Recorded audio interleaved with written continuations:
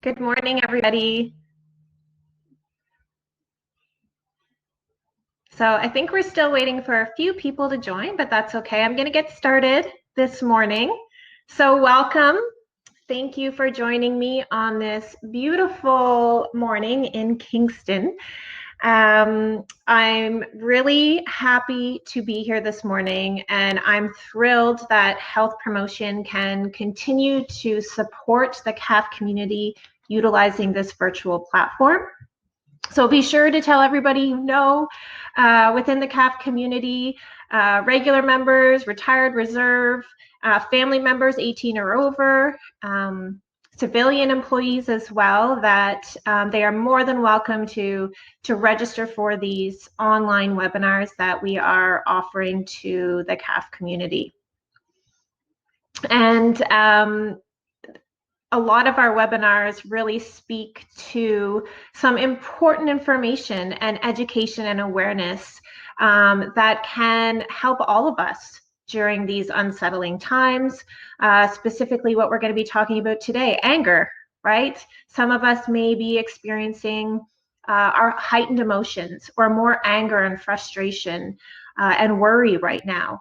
So some of these strategies that we're going to speak to today can perhaps help you better cope with some of those angry and frustrating moments that I'm sure we have all experienced within the last 6 months or so. So my name is Jackie LeSarge, and I am a health promotion specialist here in Kingston. And welcome to all of you again for joining me today. So what I am going to do is I'm actually going to turn off my camera throughout the duration of the webinar, just to preserve some of that internet bandwidth throughout the webinar, hopefully to avoid any potential disruptions. So I'm going to turn the video off, but I will come back to you at the end of the webinar this morning to answer any questions that you may have or any concerns and whatnot. So I will turn my camera off to make the screen a little. And before we get started, I just wanted to cover a few points. So the presentation you are about to view is the intellectual property of DND. Any reproduction or retransmission of the slides contained in this presentation is strictly forbidden. Some of the topics discussed in this webinar may be of a sensitive nature. So if there are any kiddos running around, we do ask for parental discretion. Please understand that people's stories are theirs alone to tell, and anything that is shared by participants in this webinar is not to be discussed outside of the webinar, so let's maintain that confidentiality. And this webinar is being recorded, so it will be available for viewing later on our website at cafconnection.ca. And we do encourage participation. So I will be utilizing the chat box as well as some polls throughout the webinar today. So I do encourage you to participate as much as you would like. But if you are more of an observer as you learn new things, then you can definitely sit back, relax, and enjoy the content being delivered this morning.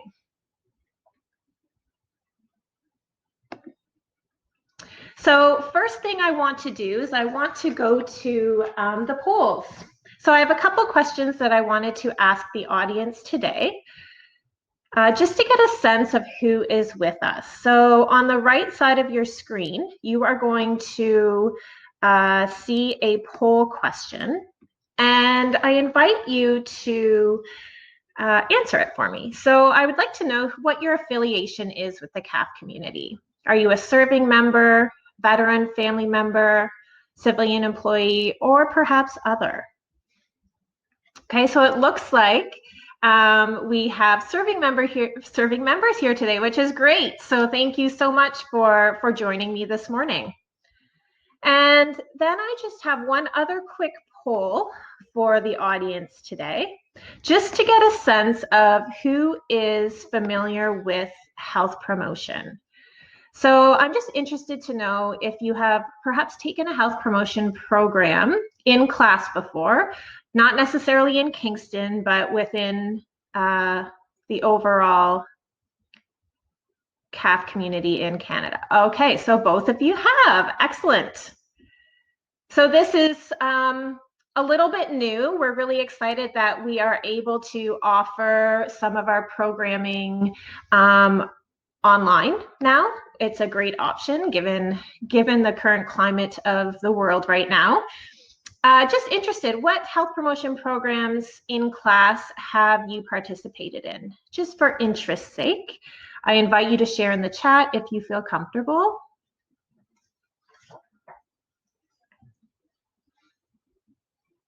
Or maybe you don't recall the name of the program. So since we do addiction, okay, excellent. So perhaps the alcohol, other drugs, gambling, and gaming supervisor training. Now that's a mouthful. Yeah, excellent. And the suicide prevention and addiction, wonderful. So those are both two of our mighty coded programs.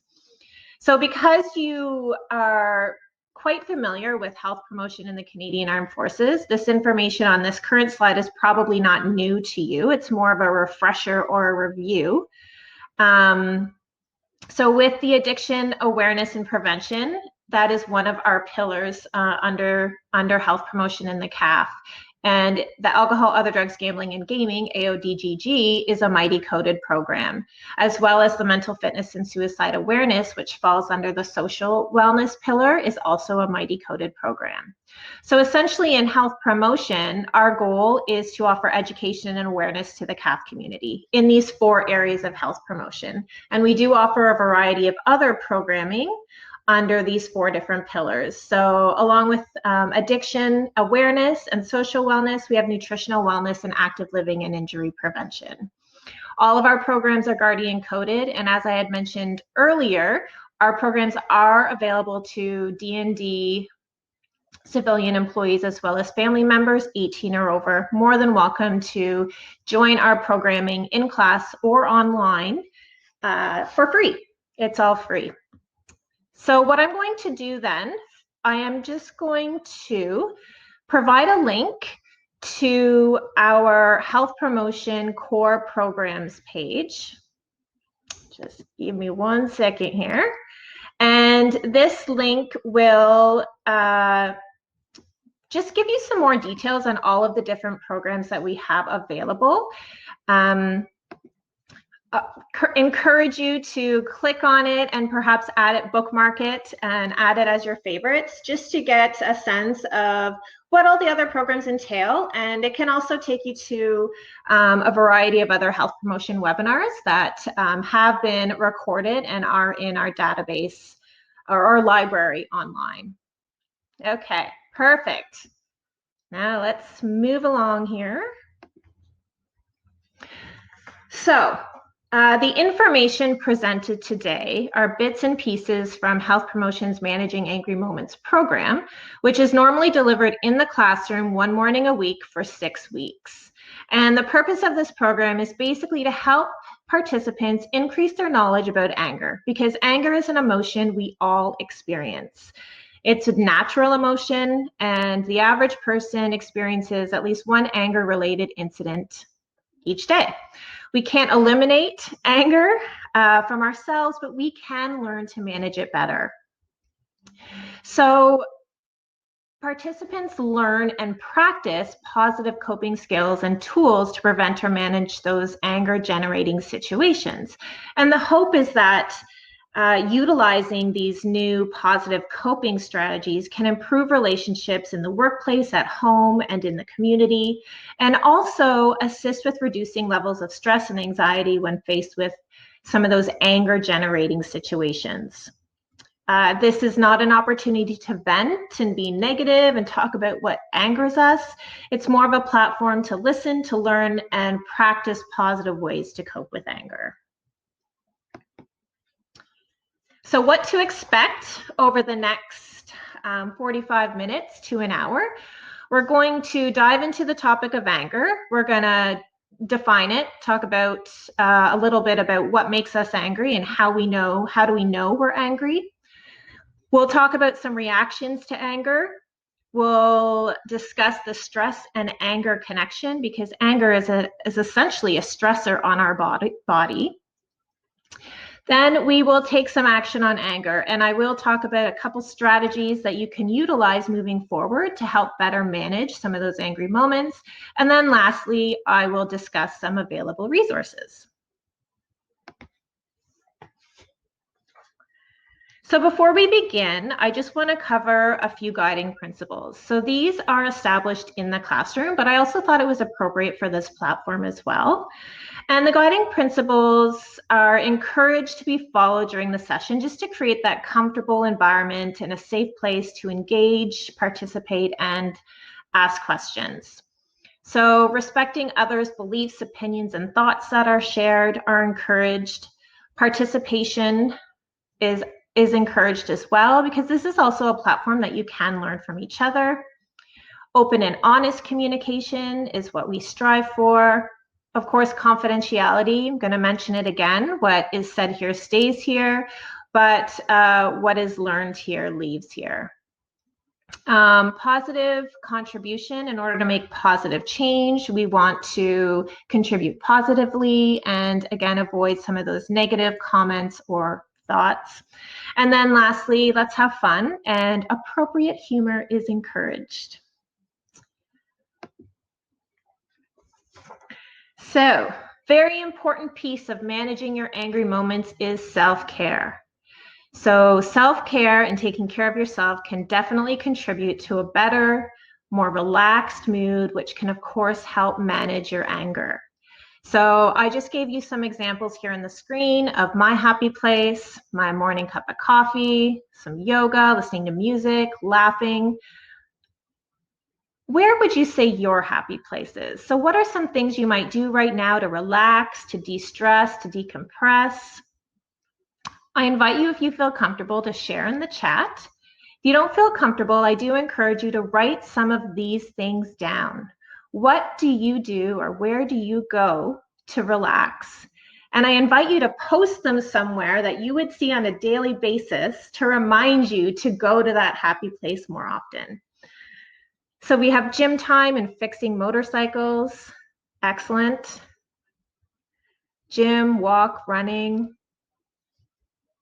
All great ways to take care of yourself. So do that. Take care of yourself so you can better experience those relaxing, stress-free moments. Playing hockey, watching hockey.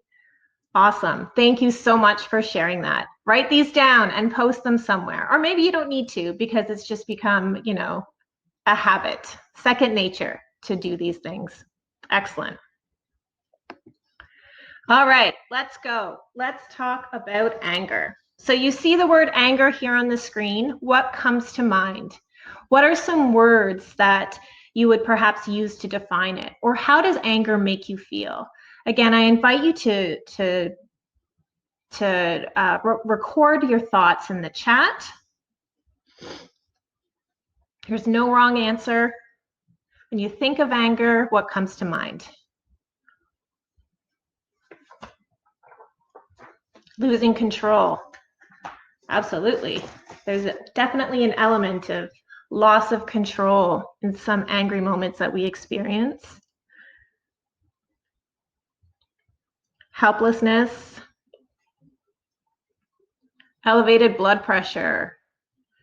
Yes, and along with that, perhaps an increase in heart rate, feeling hot, sweaty. Yeah, definitely some of those physical sensations come to play. Yeah, perfect. Thank you. So when we talk about anger, it's a very impatient as well. Yep, definitely. Start to get jittery, perhaps shake a little, right? As those emotions get high. So it can be a very powerful emotion, right? And it can be geared towards some real or perceived grievance. It's an emotional state that varies in intensity, duration, and frequency. You know, some situations may heighten our anger more than other situations. And we are not all the same either when it comes to reacting in anger and how we deal with anger. It's accompanied by those physiological changes that you mentioned, Bradley, that elevated blood pressure.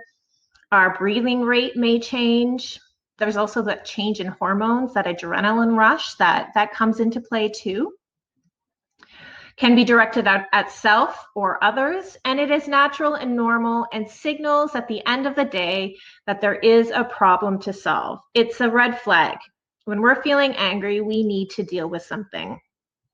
I read an article from a particular behavioral scientist who defined anger as this: when we get angry, we are having a conversation with ourselves. So in our head, we're thinking, they were disloyal to me. They lied to me. They made the mistake. They wanted to hurt me. Our anger controls that conversation in our head. When we experience the emotion of anger, so that heat of the moment, how often do we check in and ask ourselves, well, wait, do I have all the facts? What do they have to say about this situation? So sometimes we need to involve others into that conversation to help manage that emotion and de-escalate some of those sensations that come along with the anger. So having a different perspective and understanding of others can help de-escalate that. And we will talk a little bit more about that moving forward.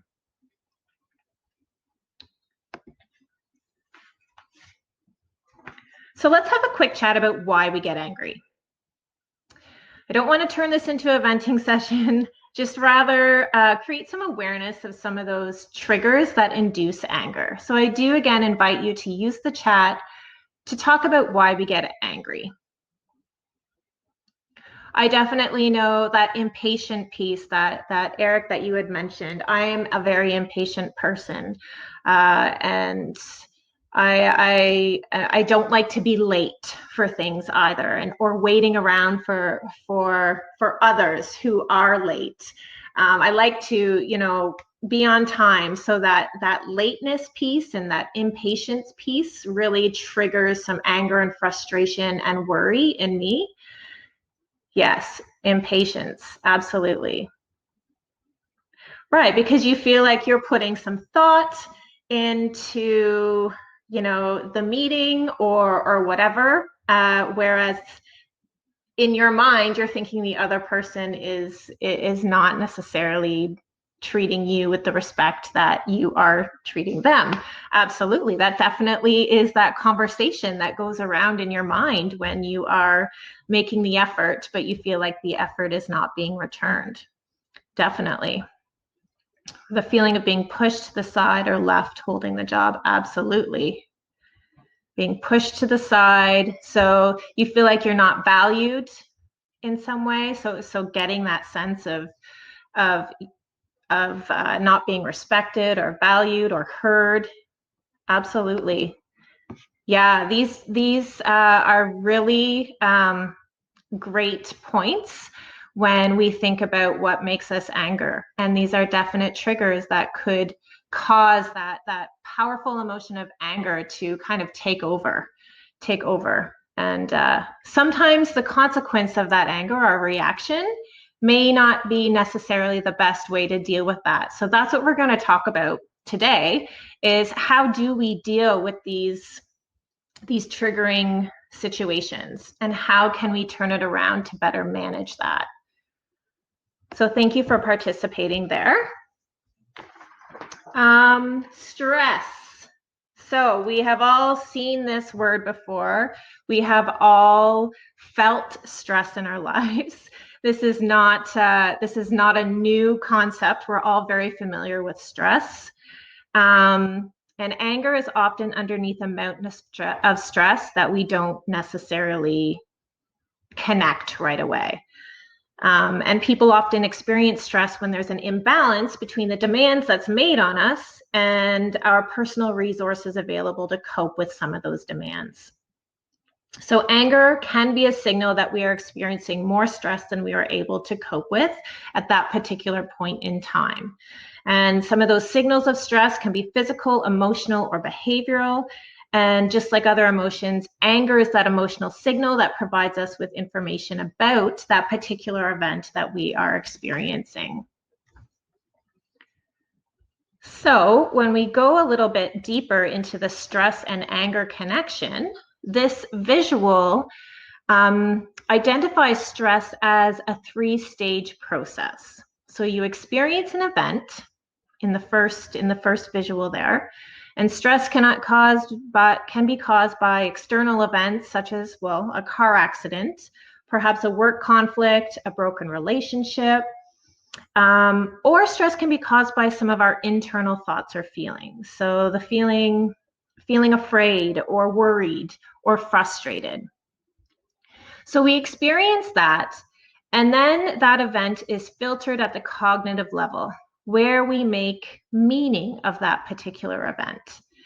So through our interpretations, our judgments, our own perspective, some of our personal beliefs come into play here. So we filter that particular experience through the mind, and then that's when we decide, based on that thought pattern, are we going to manage this stress and get angry and react in a negative way? Or is our thought process leading us to coping well with this stress and managing it well? So that thought process has a whole lot of power and control in how we decide to react to that stressful or angry event. So you experience stress, a stressful event or a triggering situation. How do you know you're angry? Now, some comments were brought up a little bit earlier about elevated blood pressure, and we talked about feeling hot and perhaps start to sweat a little bit. What are some other perhaps physical sensations that may arise when you're feeling angry? And this is important to recognize in yourself. Some of these sensations. Being very negative quickly is one comment. Yep, so that your thoughts automatically start to go into a negative pattern. When I snap and talk without thinking, absolutely. When our emotions are high, they tend to take over. And sometimes when our emotions are high, our clarity of thinking is very low. And we're going to talk about that with our anger mountain visual in a few minutes. But yes, so knowing what some of those physical sensations, those negative thought patterns, some of those emotions, recognizing that those are happening to you in that moment is basically a signal telling you, okay, this is happening. How can I de-escalate these emotions so I can better manage this situation? Not an easy thing to do in the heat of the moment. Definitely takes practice, takes some strategies that you can practice so you can better de-escalate some of those emotions so you can get that clarity back in your thought process. So we're going to talk about that. So physical sensations and anger, this is a list here that outlines some common physical sensations you may feel. And just to let you know and reiterate, it's okay to feel angry and be angry, right? You're allowed to feel the way you feel. It really comes down to what you do with that anger that matters, right? So feeling angry is partnered with these physical sensations. And these physical sensations, again, are a signal. It's a red flag. We need to address something. But we can't do... Sorry, I just lost my train of thought. But we need to address something. So these signs pretty much give you the power to respond in an effective, manageable way. So it does take some time to be aware and to recognize these physical sensations so you can take those strategies and implement them to de-escalate them. So we are going to get into that, but I wanted to talk about when you are angry, how do you express it? Now, I want to talk about aggressiveness, assertiveness, and passivity. So when you begin to feel the emotion of anger, and it probably depends on the circumstances or the people that you're involved with, when it comes to how you're going to react in a particular situation. And I'm sure all of us have reacted in either aggressiveness, assertiveness, and passivity at one point or another in our lives. But I just wanted to dive a little deeper into what each of these reactions look like so we can better understand them. When we look at aggression, aggression can be physical, verbal, and emotional. It can be active, it can be passive, and it can be focused on an individual directly or indirectly. Aggression is a behavior with intent to do harm.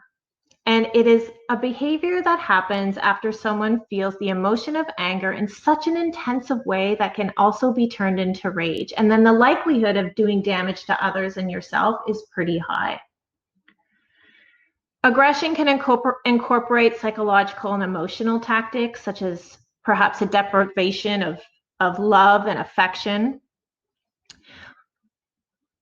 And basically, whether harm results or not, when you're acting out aggressively, it does not alter the aggression. So if you are angered or triggered by something and you perhaps give the silent treatment to someone, but they're not affected by it, they're not hurt by it, the intent to hurt that person was still there. So that was still an aggressive way to react. Or if you are going to kick someone or something and you miss, right? That the intent to do harm, you might not have done harm, but the intent to do harm was there. So that is acting out in aggression. There is an intent to harm. When we look at being passive, passive is a very common response to anger, especially in situations when it becomes too intense. Individuals who are not familiar with appropriate conflict resolution skills may resort to being passive because they don't know what else to do. So they'll just walk away, or they'll shut down, or they'll agree. However, avoiding or being passive in some situations can be a healthy choice. Then there's that passive aggressive behavior. When we talk about aggression, it's pretty unambiguous, right? You feel that slap or that shove, you hear or feel those hurtful words, you see that mocking expression or the eye roll or the hand gesture. Passive aggressive has been defined as aggression's sneaky little cousin. It is there, but it's not. So for examples, I had mentioned the silent treatment, right? That's a passive way to hurt somebody. Perhaps unfriending someone on social media, or a colleague leaves your name off an email about an important meeting on purpose. There's an intent to do harm there in a passive way. Or you hide your partner's keys on purpose so they're late for work. All of those situations are passive aggressive behavior. Sarcasm or talking behind others' backs, all examples of passive aggressive behavior.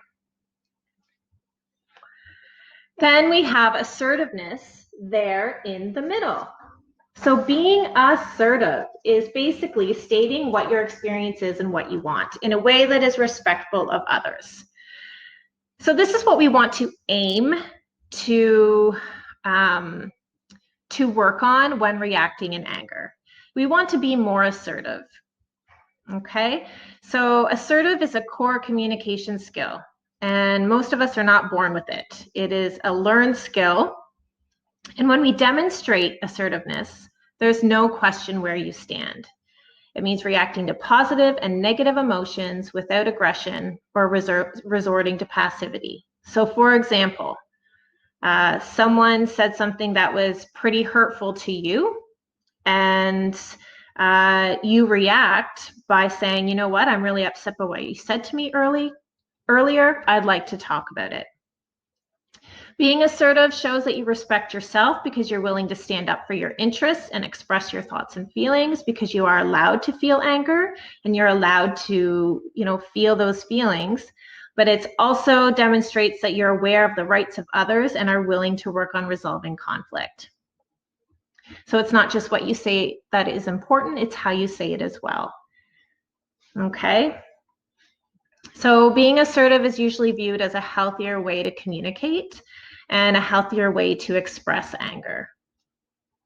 Because at the end of the day, it helps you keep people from walking all over you, and it also helps you from steamrolling others, right? So you're limiting that aggression, you're limiting that passivity, and you're reacting in that assertive way.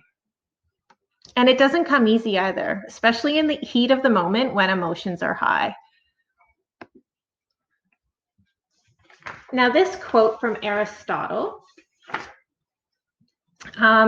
really does sum up anger pretty well. Anyone can become angry. This is easy, but to be angry with the right person, to the right degree, at the right time, for the right purpose, and in the right way, that is not easy.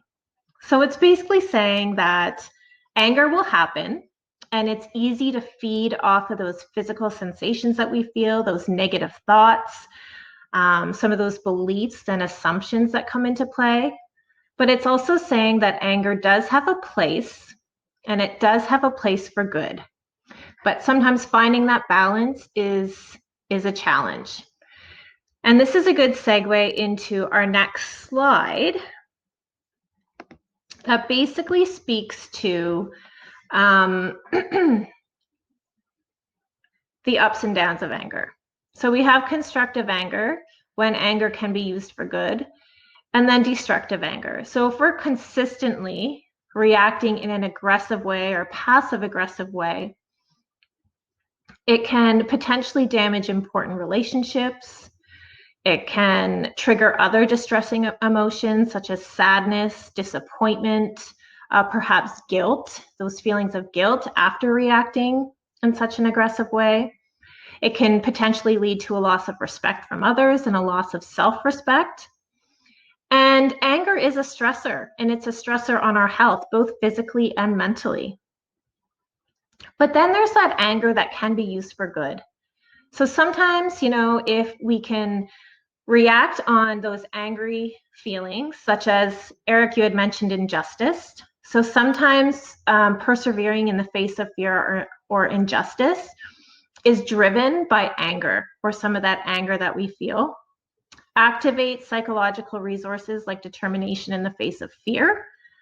It can protect our self-esteem, and it can create energy to resolve a conflict. It can motivate us to accomplish a goal or a task that we've always wanted to strive for, and to right a wrong. And so anger can drive us to do good things, and we can use that anger and assertively demonstrate that anger, react to that anger to do good. So anger does definitely have some benefits.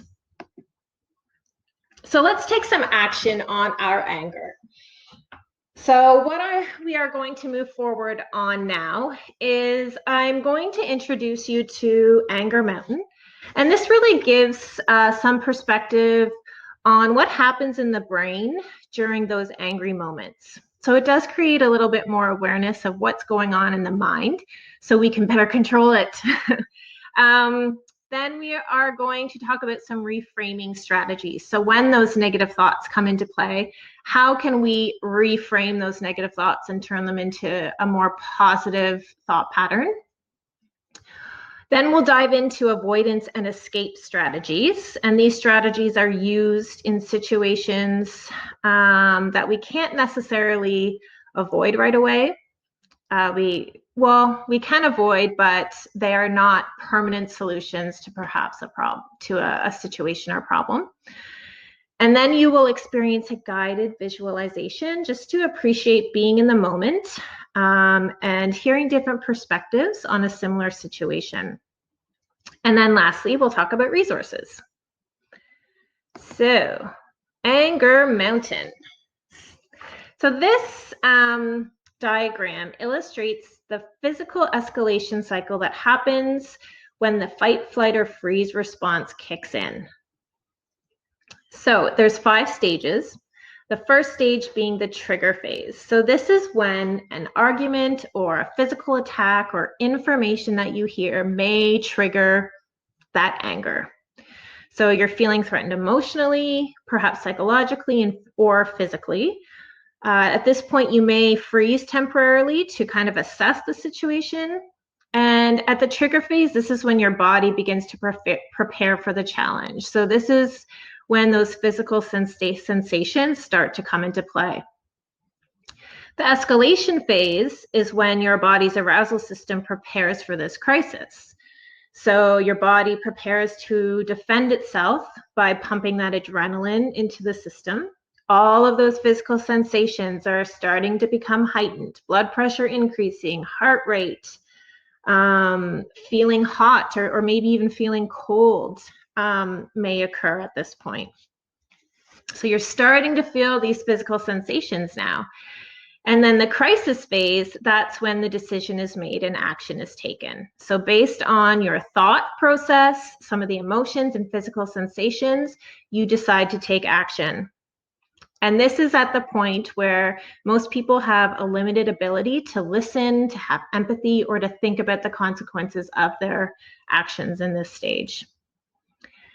So crisis stage happens, and then there's the cool down stage, and this is basically the recovery phase where the body begins to recover from the stress and quality of judgment slowly begins to return.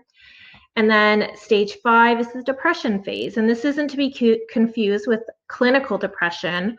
Rather, it's just a short period in which the adrenaline and heart rate go below normal as the body begins to regain balance. You may feel exhausted at this point. Awareness returns to consciousness. And this is where you may begin to assess your behavior. And that's where feelings of guilt and regret may come into play. So this diagram basically emphasizes that the physical arousal from anger, as it increases, our thinking capabilities start to decrease. As our ability to think decreases, our performance or our ability to function rationally also decreases. And to solve difficult problems or conflicts, we need our best thinking available to us in order to handle it or resolve it in a manner that we will be proud of at the end of the day. So I just thought this was a really neat metaphor, the flip our lid hand model. And this was introduced, created by Dr. Dan Siegel, who's a neuroscientist and child psychiatrist. And he describes the brain process that leads to the explosion of anger, also known as flipping your lid. So I do encourage you, if you would like, you can make a fist, like the one in the top photo there. And basically, the wrist there is identified as the brainstem. And this attaches the head to the spine, which is the first part of the brain to develop, essentially. And then the amygdala, which is represented by your thumb, which is hidden by the 4 fingers of your fist there. And the amygdala part of the brain basically interprets experiences using the 5 senses. And this is where our emotional responses start to kick in. And our fight, flight, freeze action is all part of the emotional response within the amygdala. Our prefrontal cortex, so our fingernails there in the top photo, is the wise leader. So this is where all of our critical thinking and rationalizing and reasoning, this is our place of logic. That's where it happens. And it basically takes all the our prefrontal cortex takes the sensory input from our amygdala and processes it. So when you are calm and relaxed, the amygdala sends that information to the prefrontal cortex to react calmly. So you're able to, communicate clearly, you're rational, your problem-solving skills are high. However, when you're angry, when you're stressed, when you're frustrated, your amygdala fires up. So those emotions start to become very strong and so high that the fight, flight, and freeze response takes over, comes into effect, and you flip your lid. So your prefrontal cortex exposes the amygdala to take over and to take control. So I just thought that was a very interesting analogy. The amygdala, your little thumb there, that emotional response takes over, and that's when you flip your lid and the angry response or aggressive response kicks in. So being familiar and understanding with what happens in the brain can potentially help you to manage it better. It really is all about gaining control and having that power over your elevated emotions and thought patterns to better manage it.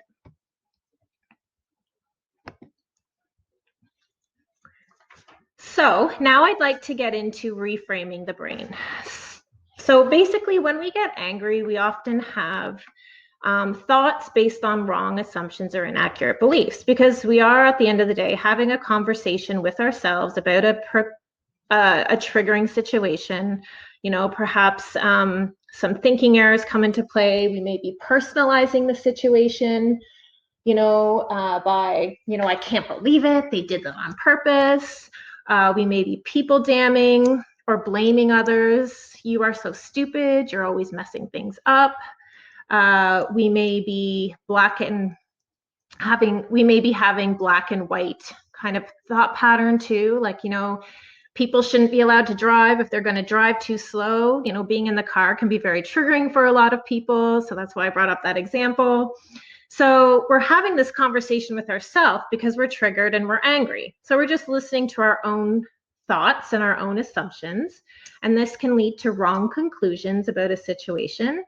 And often these ways of thinking are habitual. We're not very much aware of perhaps the fact that we may be people damning or blaming or overgeneralizing or personalizing a particular situation. So becoming aware of those things are key, definitely. So reframing is a way of changing our thinking from focusing on the negative aspect of a situation, which we always tend to go right to the negative, which is okay. We can all go there, absolutely. But recognizing that you're there and trying to change it to a more positive and realistic way of thinking is key to promoting the coping and problem-solving behavior. So when we are reframing, we're taking control over our thought patterns. We're keeping the power. We're not letting irrational or negative thoughts take over. And of course, this does take practice, takes awareness and patience to adopt this type of thinking style. So when we get angry, we tend to go right to those trigger thoughts. We're triggered, so those thoughts come into play that escalate our emotions, those physical sensations, and those actions. So you're driving along, someone speeds by you and cuts you off. So more than likely, a trigger thought you might have is, what a beep, how could they do that to me? Another example, you tell a joke at a meeting and no one laughs. It's an appropriate joke. So you get worked up, you're triggered, so you might think something, they didn't laugh at my jokes, they made me look stupid.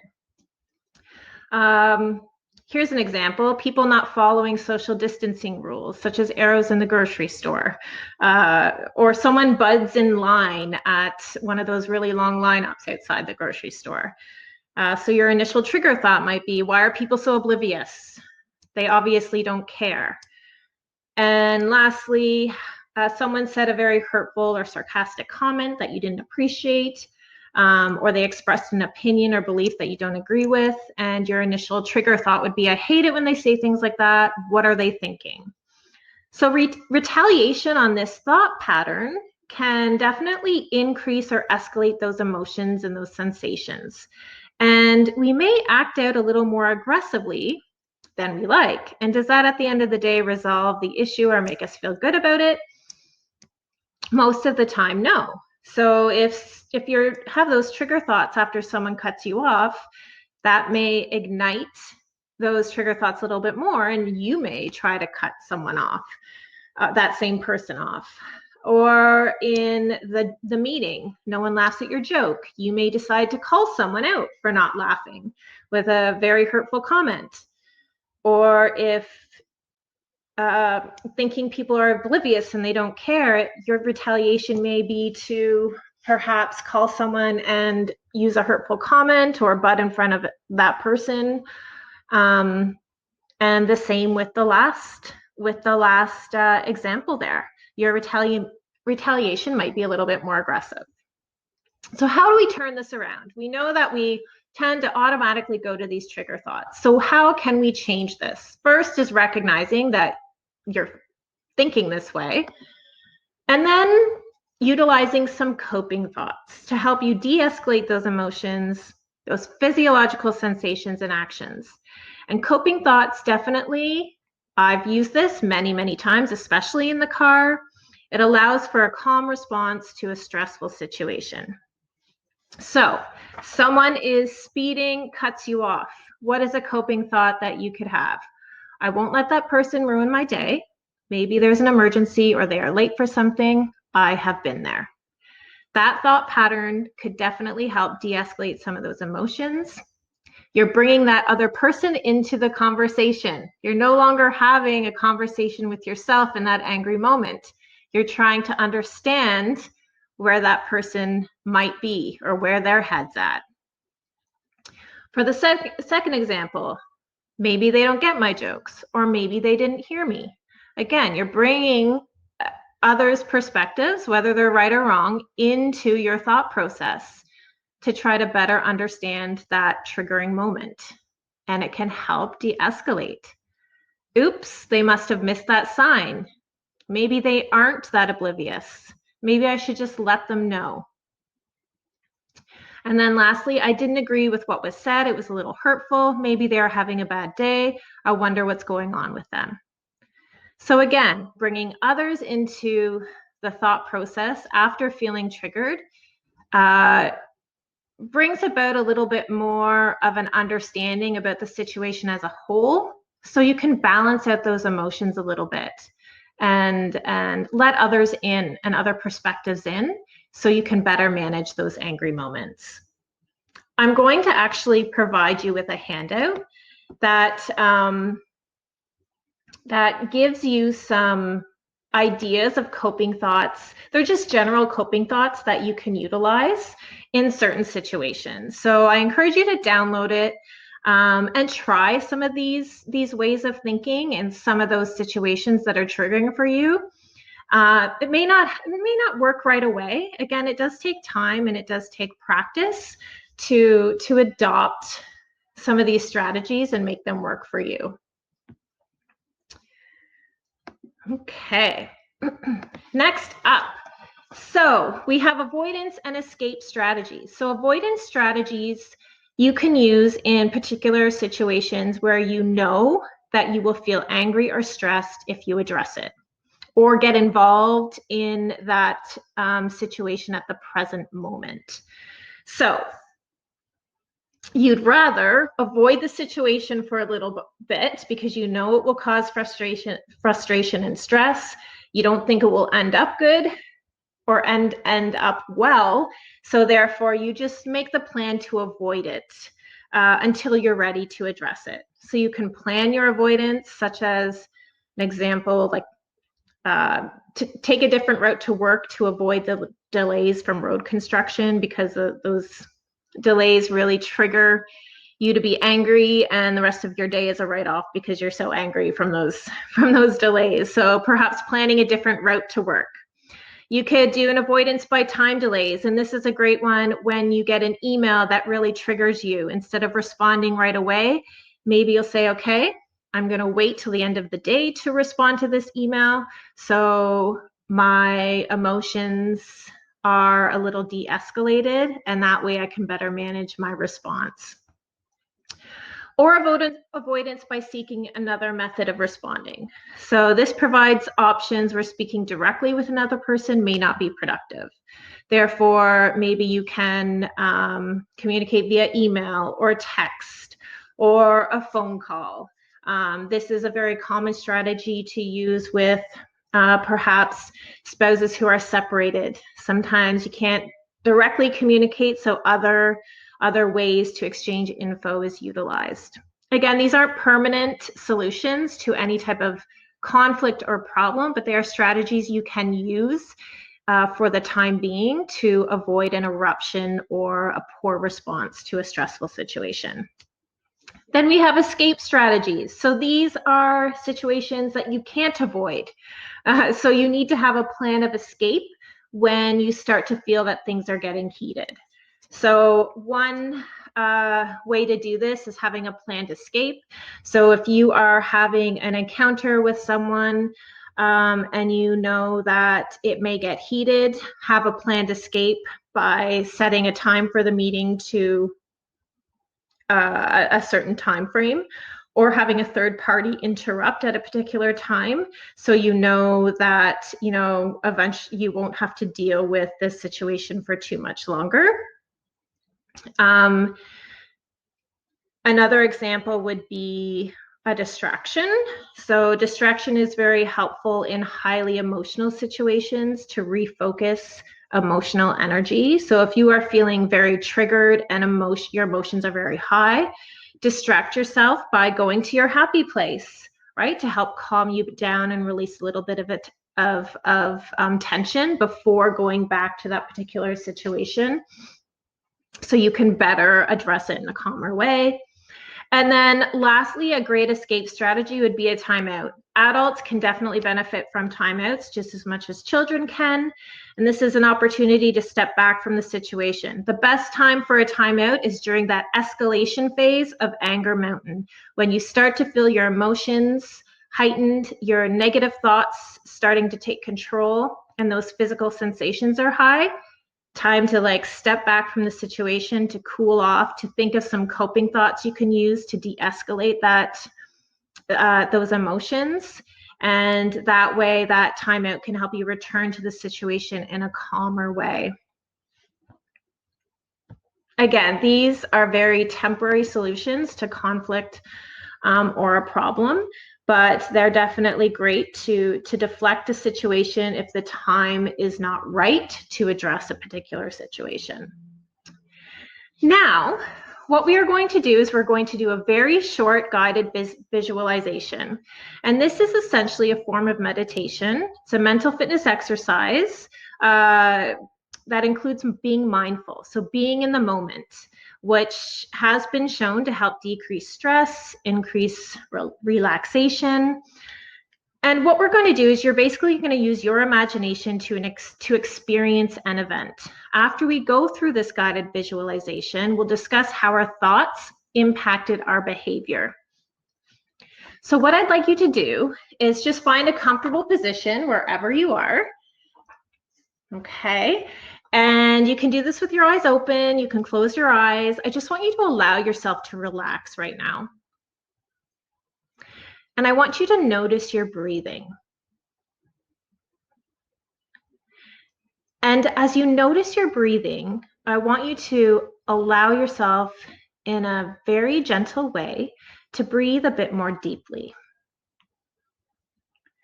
And as you breathe, I want you to continue to allow your body to relax.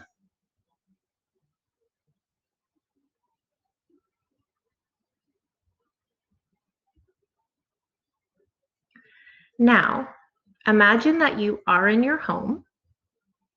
Maybe you really are in your home. If not, imagine. Now I want you to walk into your kitchen. And I want you to notice that on the counter, there is a bright yellow lemon sitting on a cutting board. Next to the cutting board is a sharp knife. Go over to the cutting board, pick up the knife, and cut the lemon in half. Notice the two halves of the lemon. Now, take one of the halves and cut it into quarters. Then place the knife on the counter. Pick up one of the quarters of the lemon. Look at the lemon. Now, bring the lemon to your mouth and bite into it. When you have done this, place the lemon back on the cutting board.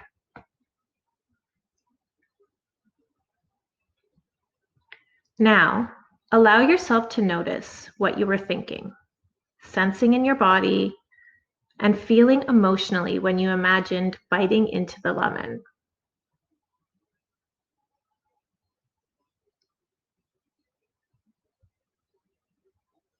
And now slowly allow yourself to come back to the room.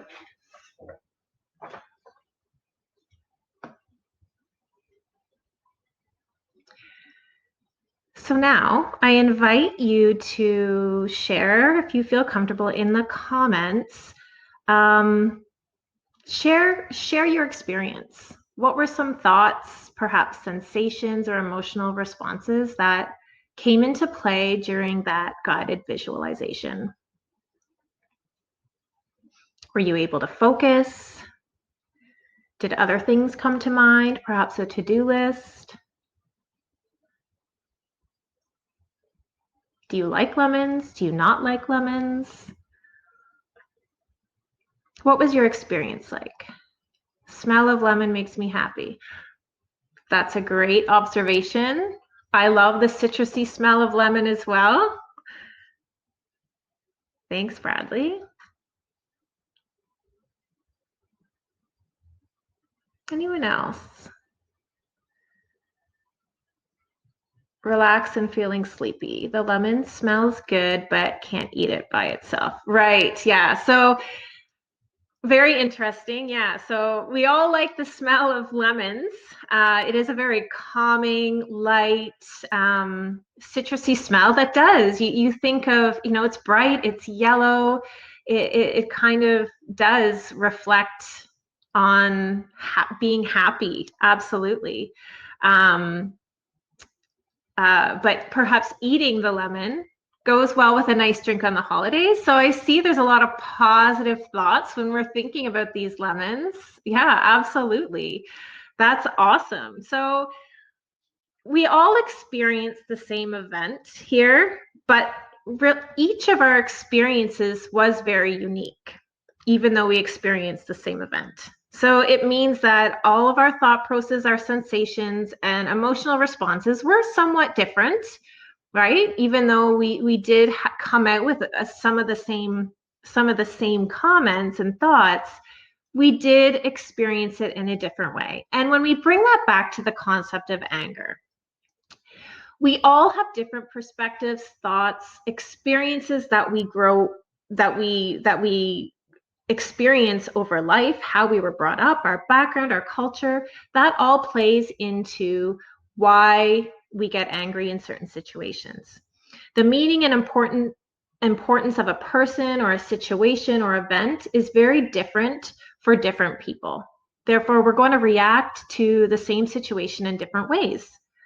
And it's a very strong message here because managing angry moments is all about learning how to deal with anger and make positive change. We all have our own unique lens when we experience life due to several factors, right? As I had mentioned, our belief systems, our perspectives, our experiences. So we do not ask that you permanently change your focus of your lens, but rather during challenging or stressful or anger fueling situations, widen that lens a bit. Use your same lens, right? Your experiences are your experience and your beliefs are your beliefs. You're allowed to feel the way you feel and believe what you want to believe. But sometimes widening that lens a bit may help you deal with these angry moments in a healthier way. Again, including others into that conversation in your head when you are triggered can help you look at the situation a little bit differently and manage it a little bit better. If we can take those negative thought patterns that we talked about earlier, which we're all going to have, and it's okay. It's recognizing that you're having them and being able to reframe them, widen that lens a little bit, have a different perspective and understanding can go a long way into managing some of those angry moments. Okay. So some key points to remember. I know I'm a little bit over, but just one more minute here. You're allowed to feel angry. It's not realistic to think you won't ever be angry again. Focus on what you think, say, and do after you feel angry. You can learn to become less reactive by reframing the brain and utilizing some of those coping thoughts. But also, we're going to slip. We're going to react in anger, feel bad about it, and that's okay. We're all going to do it. We all have our slips. Just own it. Own it and do better next time. Temporary strategies can be useful, and always include others in the conversation during those triggering moments. So moving forward, go to your happy place. Make sure you're doing that daily. Take care of yourself. Practice reframing. Use some of those coping thoughts. Timeouts can be very, very helpful. So if you do start to recognize those negative thoughts start to overpower your mind, take that control back, right? Take that power back and call a timeout. Take some time to use those coping thoughts and re-strategize how to address a particular situation. And then lastly, if you do have the opportunity to register for the Managing Angry Moments program, do it. Got lots more to talk about when it comes to managing those angry moments. This is just a little piece of that program.